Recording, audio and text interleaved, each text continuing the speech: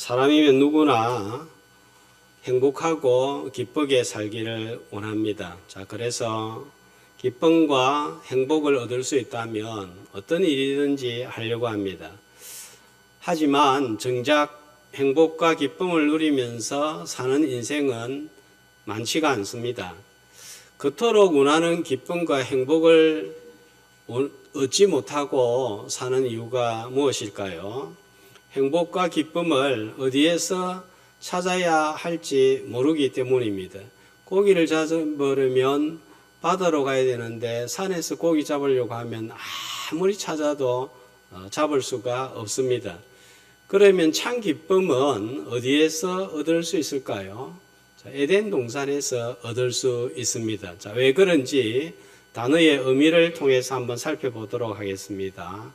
자, 동산하면 히브리어로는 간이라는 단어인데 뜻이 뭐냐 하면은 울타리로 쳐져 있는 땅, 정원을 말합니다. 자, 에덴 하면은 우리가 잘 알고 있습니다. 기쁨이라는 단어입니다. 종합해 보면 울타리로 친 땅 안에 기쁨이 있다 하는 이런 의미가 되겠습니다. 한 장 넘겨서 3장 8절을 보시면 하나님이 이 동산 안에 거느시고 계시는 것을 볼 수가 있습니다. 하나님이 이곳에 함께 하셔서 울타리를 치고 다스리고 보호하시는 곳이 에덴 동산이다 이것입니다. 하나님이 울타리로 치고 함께 하시고 다스리고 보호하시는 그곳에 기쁨이 있다 하는 그런 의미가 되겠습니다. 사람들이 울타리를 치고 자기가 소유주가 되어서 사는 땅에서는 기쁨의 모조품은 있을지 모르겠지만 참 행복과 기쁨은 없습니다. 자, 에덴 동산 어디에 있죠? 이 질문은 에덴 동산이 어디에 있는지 장소를 묻는 질문이 아닙니다. 지금은 에덴 동산이 어디에 있는지 찾을 수가 없습니다. 에덴 동산 되게 하는 근본적인 이유에 대한 질문입니다. 어떤 곳이 에덴 동산일까요? 자, 이렇게 질문을 해야 하는 것입니다. 이곳은 하나님이 계시는 땅입니다. 자, 10절 말씀 지난주에도 살펴보았는데 이 땅에 반드시 있어야 하는 것이 나옵니다. 자, 10절에 무엇입니까? 자, 뭐가 있습니까? 강이 나옵니다. 강. 자, 강은 물이 흐르는 것을 일컫는 말입니다. 물이 없으면 땅은 역할을 감당할 수가 없습니다. 하나님께서 계시고 물이 흐르는 곳이 에덴입니다. 지금은 하나님이 교회에 계시고 교회의 생명의 물이 흐르고 있습니다. 에덴 동산은 교회의 원형을 보여주고 있다 이렇게 말씀을 드릴 수가 있겠습니다. 하나님께서 이제는 교회를 세상 가운데서 울타리로 치고 임재하시고 말씀으로 만나주시고 통치하십니다. 자, 이렇게 말씀을 드리니까 머리에 무엇이 떠오르는가요? 성막이죠. 자, 사진을 한번 보면 저렇게 세마포로 광야에서 울타리를 치고 자, 하나님께서 어디에 계시죠? 성막 중에서도 지성소에 계십니다. 자, 지성소에서 보이지 않는 하나님이 어떻게 만나 주십니까? 언약궤 위에서 말씀으로 만나 주시고 할 일을 가르쳐 주십니다. 이제는 예수님이 오심으로 성막 성전이라는 이제 저러한 장소와 건물은 더 이상 필요가 없고 대신에 예수님이 이 땅에 오시고 죽으시고 부활하시고 승천하시고 그 다음에 어떤 일을 하셨죠? 성령님을 오순절에 보내심으로 성령을 받은 자들이 모인 곳에 특별히 임재하시는데 그곳이 어디란 말입니까? 교회라는 곳입니다. 교회의 울타리를 쳐서 말씀과 성령으로 임재하시고 통치하십니다. 자, 그래서 에덴과 교회는 하나님이 특별히 임재하신다 하는 의미에서 공통점이고, 자, 에덴은 뭘 먹음으로 영생을 누리죠? 이제 사진을 넣어주시고요. 뭘 먹음으로 영생을 누리도록 하셨습니까? 생명나무죠. 자, 교회는 이제 무엇을 먹고 마심으로 영생을 누리죠? 성찬을 통해서 먹고 마심으로 영생을 누린다는 점에서 에덴 동산은 교회의 원형이고 교회는 새 에덴입니다. 원형 속에서 이 에덴 동산의 모습 속에서 교회는 어떤 곳이고 어떤 역할을 감당해야 하는지 알 수가 있습니다. 오늘 교회의 원형인 에덴 동산의 모습을 통해서 교회의 역할을 살피고 사명을 잘 감당하는 새 에덴 교회, 우리 교회가 되기를 주님의 이름으로 축복합니다. 에덴 동산에 아주 중요한 두 가지가 있습니다. 자, 땅이 있고 제일 중요한 두 가지가 있는데 첫 번째로는 나무입니다. 어떤 나무요? 생명나무와 선악과 나무가 있습니다. 또 하나는요, 10절에 보니까 나무만 있는 것이 아니라 강이 흐르고 있습니다. 물입니다. 자, 생명나무, 물, 둘 다 공통점이 무엇인가요? 먹는다는 거죠. 마신다는 거죠. 생명나무는 생명의 떡이 되시는 예수님을 예표하여서 성찬식에 참여하여 떡을 떼면서 주님을 먹습니다. 주님을 먹음으로 우리는 하나가 됩니다. 자, 음식이 우리 몸 안에 들어가면 분리해낼 수 없습니다. 하나가 되어서 피가 되고 살이 됩니다. 자, 이 내용은 오늘 생략을 하겠습니다. 오늘은 물과 관련된 말씀이기 때문에 물의 대표적인 특성과 기능에 관하여 살펴보면서 말씀을 전하도록 하겠습니다. 자, 물은 첫 번째로 생명의 원천입니다. 땅이 있어도 물이 없으면 생명을 낼 수가 없습니다. 물이 없는 곳에서는 사람도 고기도 새도 어떤 생명도 살 수가 없습니다. 그래서 세계 4대 문명도 전부 강가에서 일어난 거예요. 티그리스 유프라테스 강, 바벨론 문화입니다. 자, 이집트의 나일강, 인도의 인더스강, 중국의 항하강입니다.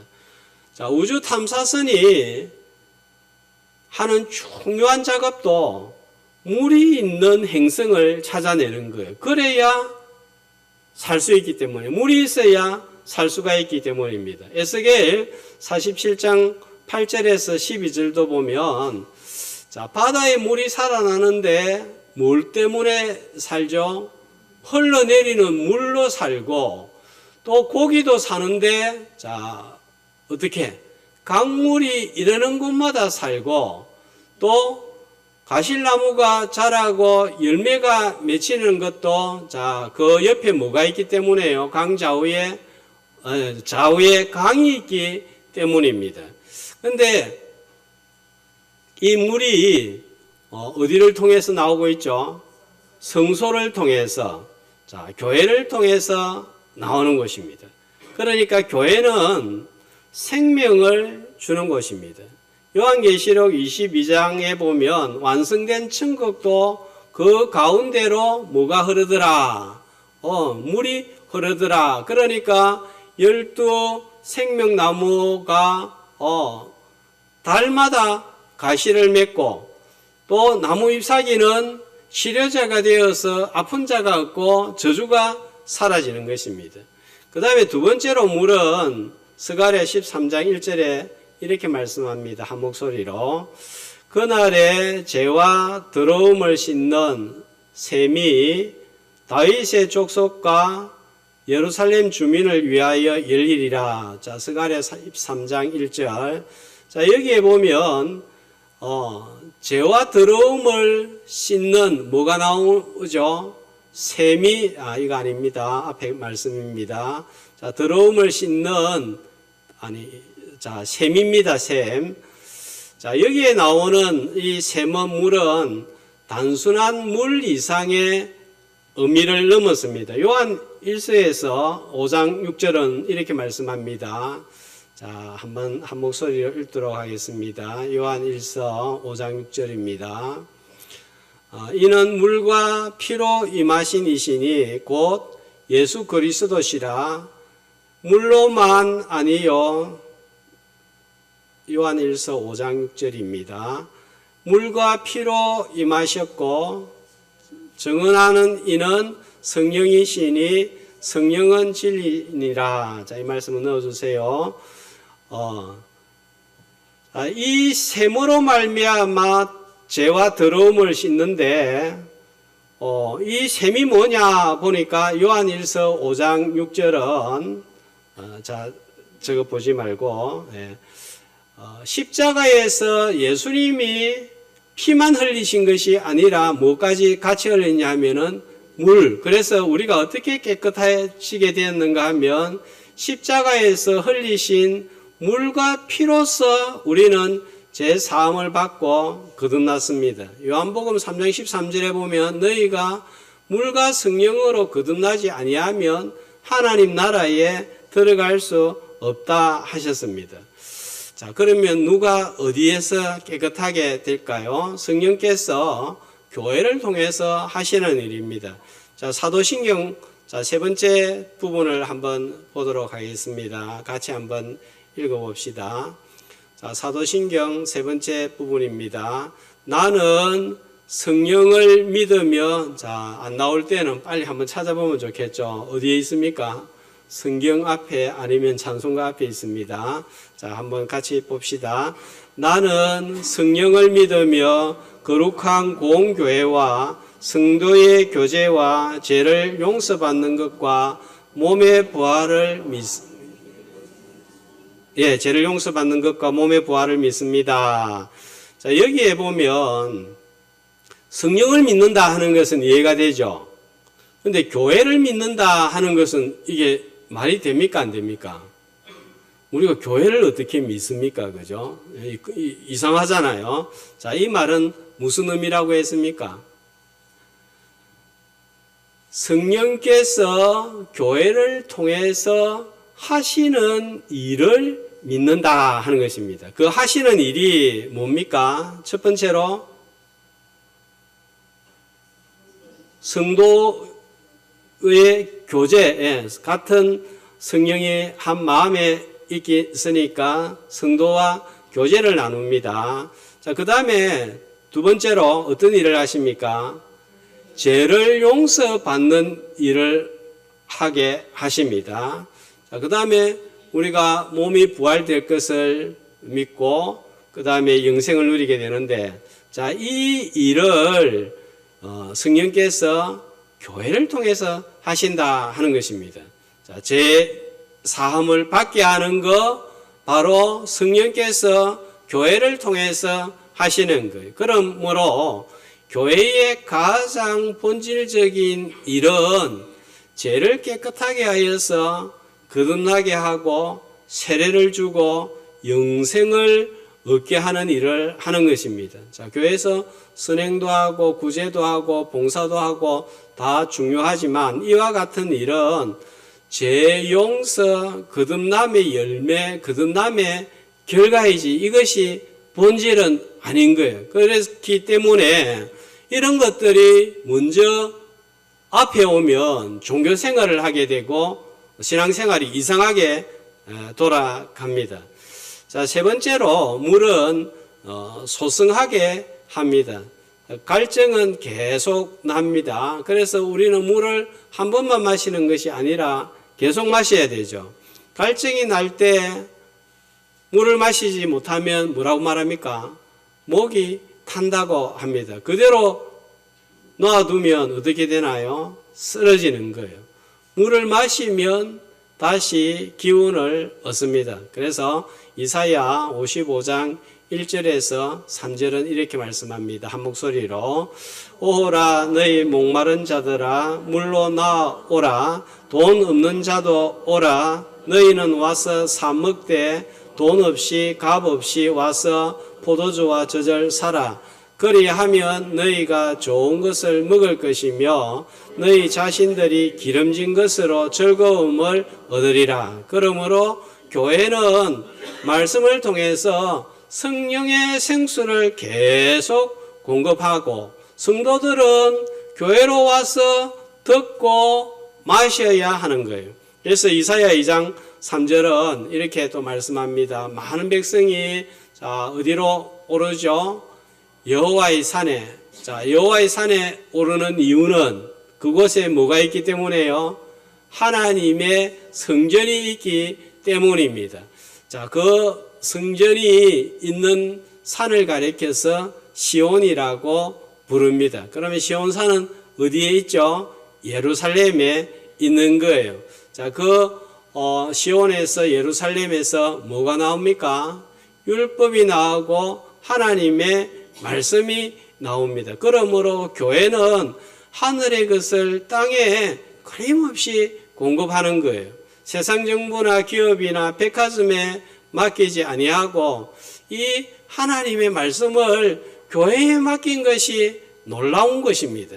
하나님이 함께 하셔서 보호하시고 다스릴 수밖에 없는 것입니다.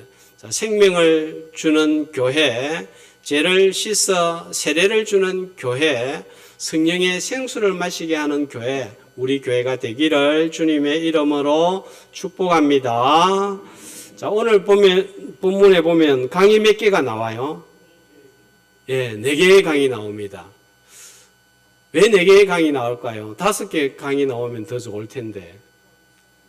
이 4개 하면 4 하면 성경에서 땅의 숫자입니다. 그죠?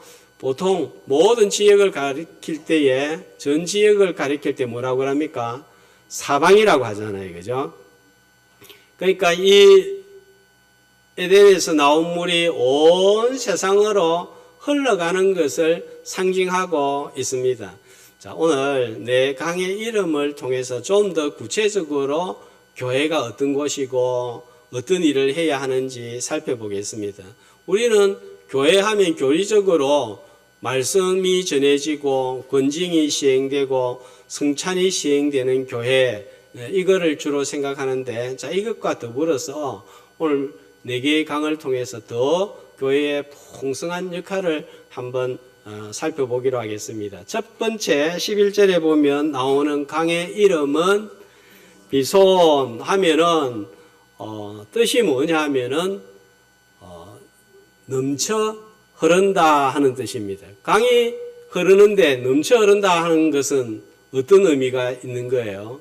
물이 많다는 거죠. 이것은 은혜와 복음의 풍성함을 상징합니다. 디모데전서 3장 15절은 이렇게 말씀합니다. 한 목소리로 하나님의 집에서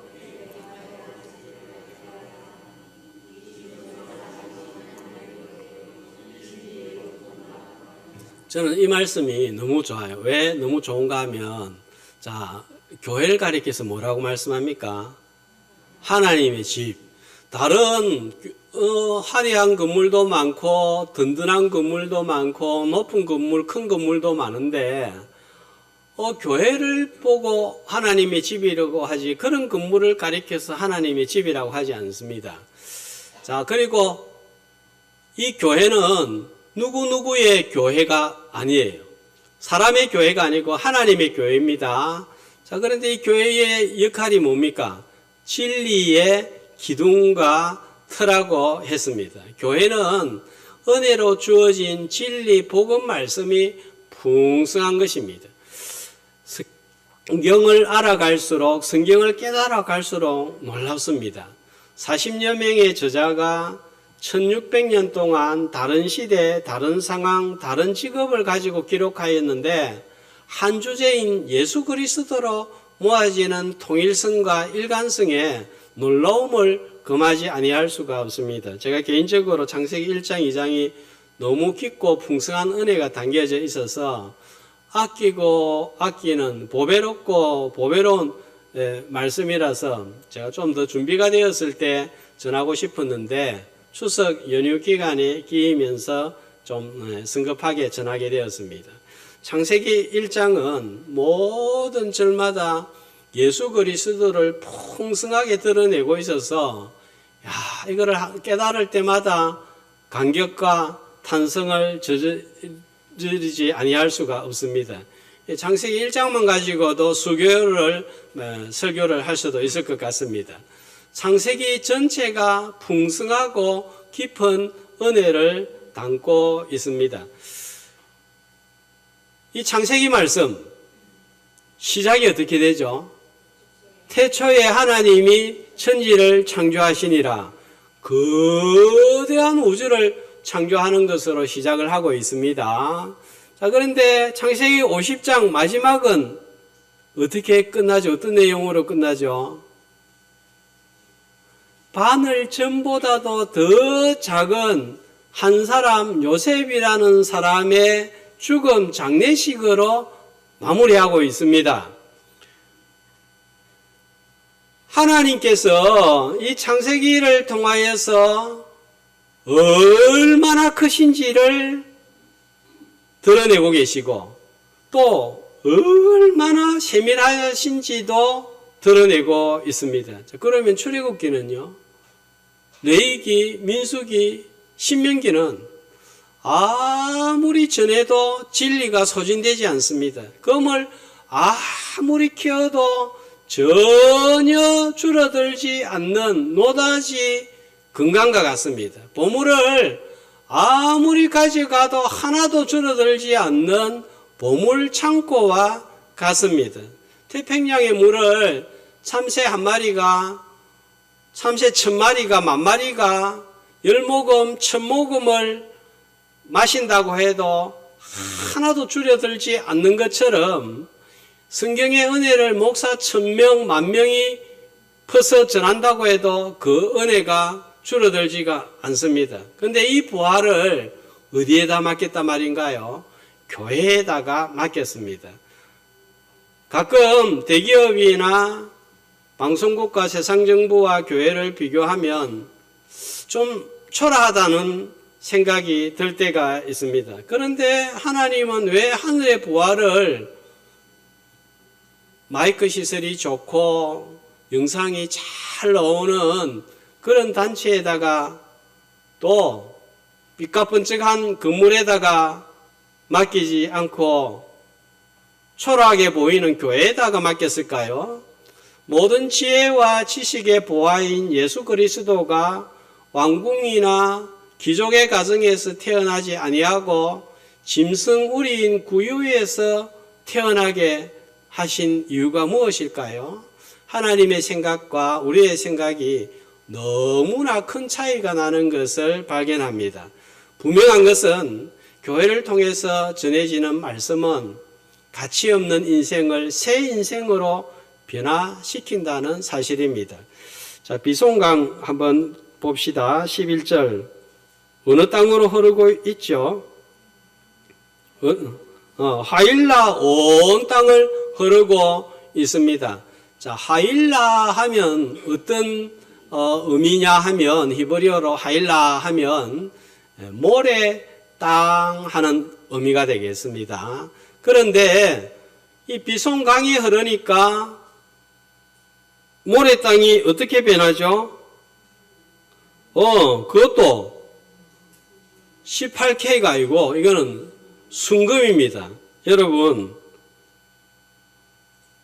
우리 교회 땅이 한 500평이 넘는데 이 땅이 그냥 흙이 아니고 금이 막 나오는 땅이면 어떻게 되겠어요? 땅값이 천정부지로 솟아오르겠죠. 금은 불순물이 제거될 때 얻을 수 있습니다.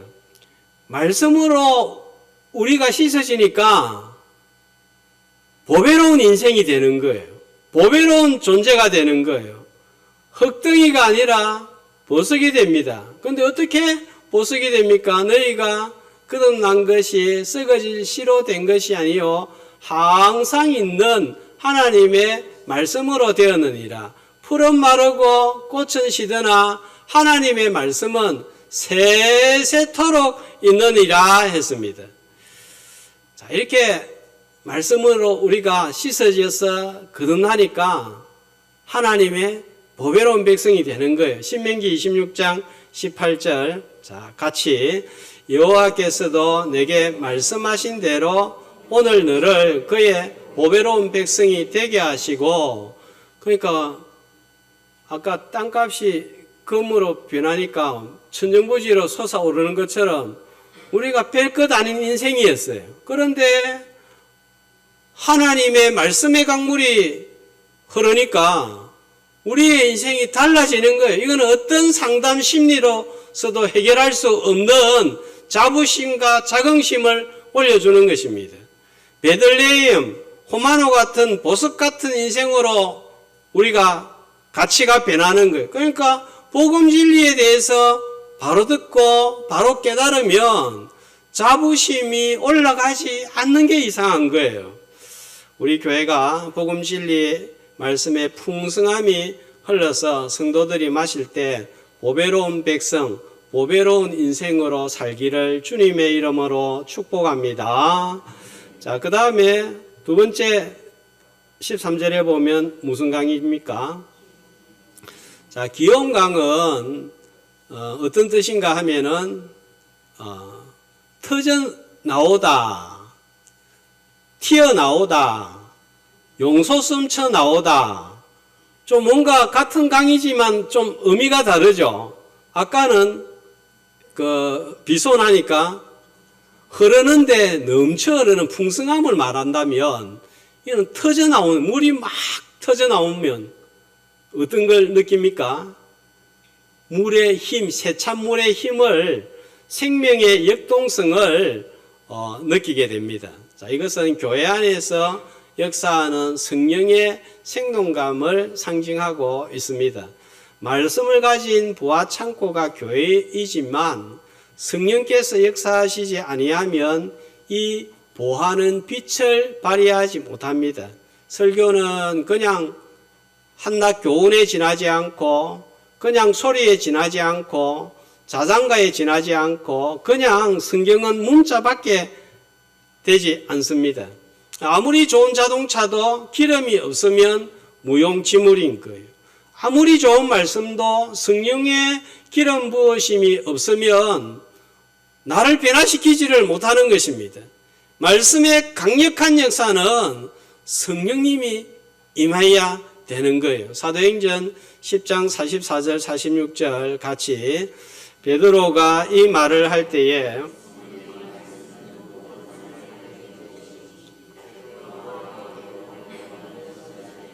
이방인들에게도 성령 부어 주심으로 말미암아 논란이 이는 방언을 말하며 하나님 높임을 들음이르라.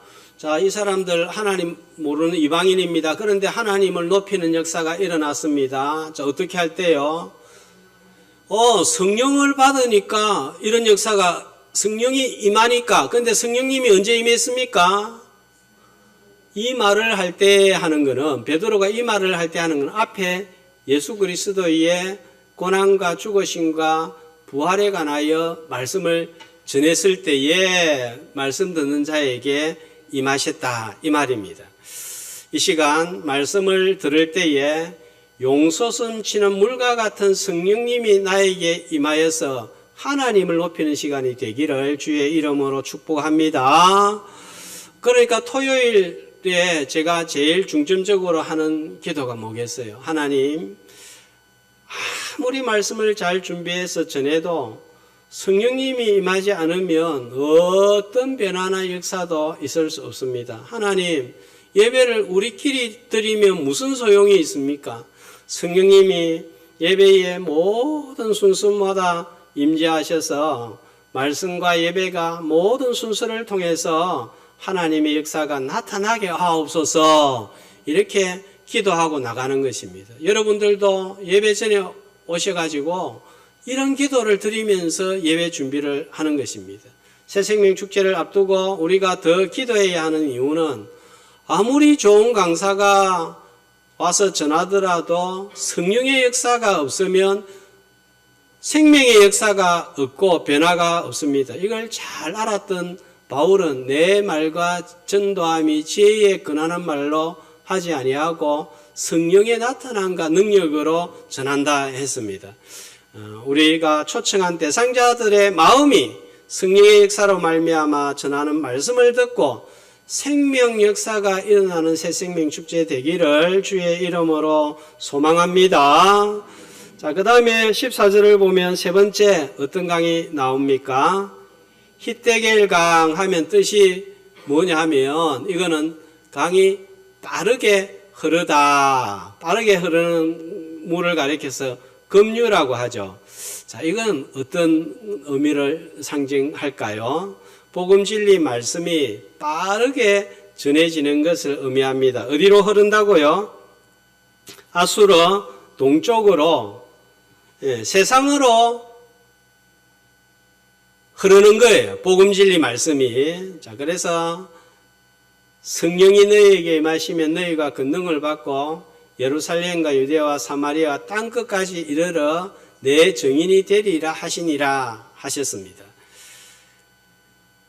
교회는 복음을 보존하고 계승하는 것과 동시에 세상으로 흘러 보내야 합니다. 전파해야 됩니다. 자, 지난번에 마태복음 25장 달란트 비유를 함께 살펴보았는데, 달란트 비유에서 한 달란트 받고 남기지 않은 자의 그 말씀을 받는 1차적인 대상은 말씀을 보존하고 계승만 하는 서기관들과 바리새인들이었습니다.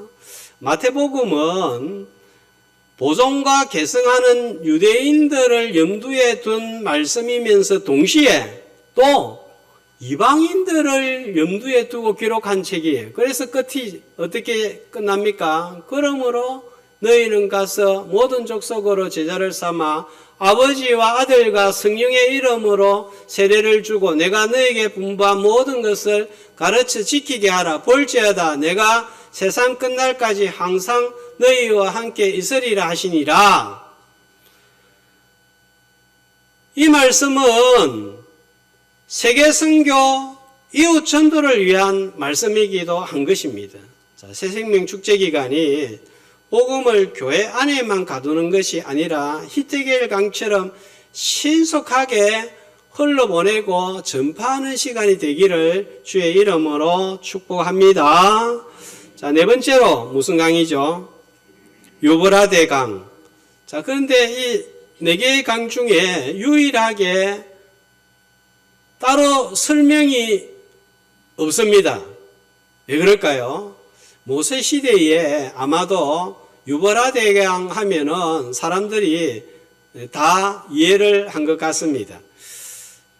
아는 강이었던 것 같습니다. 자, 히브리어로는 페라트 하는 단어인데 뜻이 열매 맺다, 결실하다, 열매 결실이라는 뜻입니다.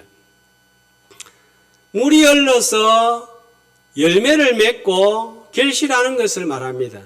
자, 우리가 말씀을 듣고 성령께서 역사하면 이제는 성령의 열매, 말씀의 열매를 맺어야 되겠죠. 그 사람들이 바로 복이 있는 사람입니다. 예수 믿은 지 몇 년이 되었느냐 이것보다도 예수 믿고 난 다음에 어떤 열매를 맺어 나가고 있느냐, 열매 맺는 사람들이 복 있는 사람이에요. 그래서 복 있는 사람은 악인의 길을 쫓지 아니하고 죄인의 길에 서지 아니하고 오만한 자의 자리에 앉지 아니하고 오직 여호와의 율법을 즐거워하여 주야로 묵상하는 자로다. 자, 말씀을 묵상하면 그 사람은 어떻게 됩니까? 시절을 쫓아 가시를 맺으며 그 잎사귀가 마르지 아니한 같으니 그 형사가 다 형통하리로다. 이게 바로 복 있는 사람입니다. 너무 우리가 물질적인 것에 집중하다 보면 참복, 진짜 복을 놓치고 뭐 기도해가지고 얻으면 그것만 복이라 생각하고 그 복이 더 큰 것으로 생각하는데 말씀과 성령의 열매를 맺는 그 사람이 진짜 복된 사람인 거예요. 자, 4개의 강 중에서 첫 번째 비송강과 두 번째 기온강은 위치를 모릅니다. 그런데 히데겔 강과 유브라데 강은 자, 지도에서 보면 지금의 티그리스 강과 유프라테스 강입니다. 유프라테스 강은 아래에 있죠. 티그리스 강은 히데겔 강은 위에 있는데 자, 강가 주변은 토질이 어때요? 기름지죠. 부드럽죠. 그래서 나일강 주변에도 보면은 토질이 기름집니다. 그러면 심으면 어떻게 되겠어요? 곡식이 잘 자라겠죠. 그래서 저 두 강 사이의 땅을 사이에서 농사가 잘 되니까 농경 문화가 빨리 일어나고 또 도시가 빨리 형성이 되어서 문명화가 빨리 이루어집니다. 저 모양을 가만 보면 반달 모양으로 생겨서 반달 모양의 초승달 모양으로 생겨서 초승달 모양이다 이렇게 부르고 또 메소포타미아다 이렇게 부르기도 합니다. 메소 하면은 뜻이 뭐냐면은 중간 사이 이런 뜻입니다. 포타모스는 뭐냐면 강이란 뜻입니다. 그러니까 무슨 뜻이 되겠어요? 메소포타미아 하면 두 강 사이의 땅이다 이 말이죠. 자, 오늘날 이라크 시리아 지역을 가리키는데 지금은 사막 같은 곳이지만 과거에는 토질이 좋으니까 농경 문화와 도시 문화가 발전을 했습니다. 말씀이 우리 마음속에 흐를 때 열매를 맺기 위해서 필요한 것은 우리의 마음이 부드러워야 되는 거예요. 마태복음 13장에 나오는 옥토가 되어야 됩니다. 돌밭같이 굳은 마음, 길가 같은 마음, 또 세상의 염려와 고민으로 가득한 가시떨기 같은 마음, 이런 마음이 있으면 열매를 맺을 수가 없습니다. 목마른 사슴 같은 가난한 심령, 갈급한 심령으로 말씀을 받을 때 말씀이 믿는 자 속에 역사할 줄로 믿습니다. 그래서 우리가 마음 관리를 잘못하면 여기에 원망과 불평과 비난과 이런 것들이 들어있으면 은혜를 받을 수가 없는 거예요.